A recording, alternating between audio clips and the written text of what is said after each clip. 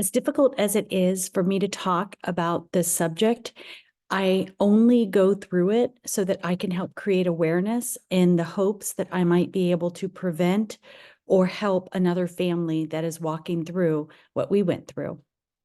I am the mother of a child that was sexually abused for years, and I did not know that it was happening.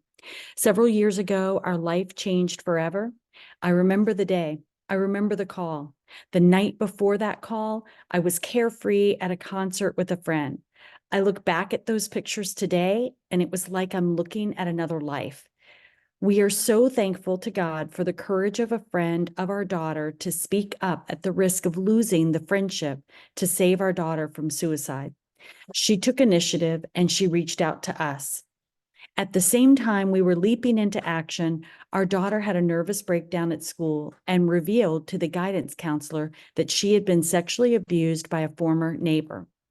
The neighbor was the stepdad to our daughter's best friend, the most popular dad in the neighborhood among all of the children without a prior criminal record. Our focus was to save our daughter, to help her see the value in her life and to give her reasons to live, to restore her health, to prevent her from harming herself and from starving herself.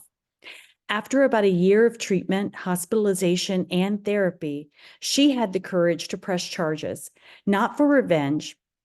She wanted to give a voice to the defenseless, namely the baby girl born into the family during the time of abuse. The main abuser, he was immediately arrested and his mother bailed him out.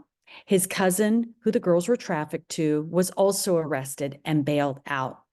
27 months later, after several painful postponements in trial dates, we finally faced a jury trial. He was facing 18 felony count charges with life, no parole as penalty. On the eve of a trial, he gave himself a life sentence. He chose to kill himself in his mother's home on his birthday.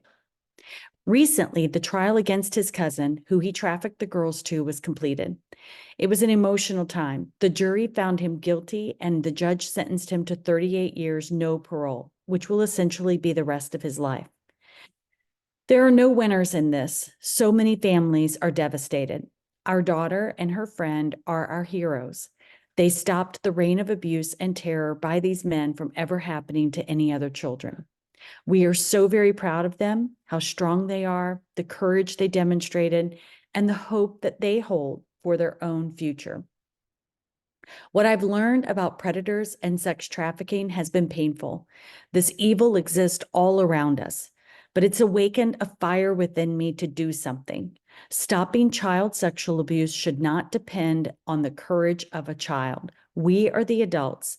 We will be more aware. We will be more educated on what to look for. We will educate our children. We will change laws and we will stop the flourishing child pornography industry. We will not tolerate predators. If you want to make a difference, seek information. You can take a look at some of the resources that I post in the notes, and you can subscribe and follow this podcast for more helpful information.